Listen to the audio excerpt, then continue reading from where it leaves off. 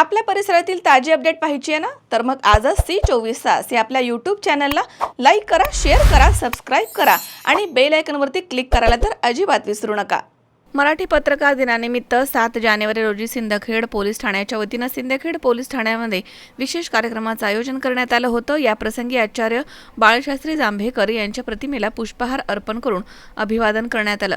या प्रसंगी आलेल्या पत्रकार बांधवांना सिंदखेड पोलीस ठाण्याच्या वतीने सहाय्यक पोलीस निरीक्षक रमेश जाधवर यांच्या हस्ते शाल आणि श्रीफळ देऊन त्यांना सन्मानित करण्यात आलं आणि त्यांचा सत्कार करण्यात आला। कार्यक्रमाचे अध्यक्ष वसंत कपाटे हे होते, तर त्यांच्यासह अखिल भारतीय मराठी पत्रकार संघटनेचे माहूरचे अध्यक्ष पत्रकार सरफराज दोसानी, सुभाष खडसे, राज ठाकूर, साजिद खान, गजानन भारती तसेच कैलास बेहरे, प्रवीण बिराजदार, मझहर शेख, अमजद पठाण, सिद्धार्थ तागाडगे, राम दातीर, सिद्धार्थ मुनेश्वर, अमजद पठाण, जावेद शेख, संजय सोनटक्के, जावेद चाऊस, जयप्रकाश द्रोणावार, पंकज जयस्वाल, अरुण पवार, रुपेश मोरे, सूरज खोडके आदी हजर होते।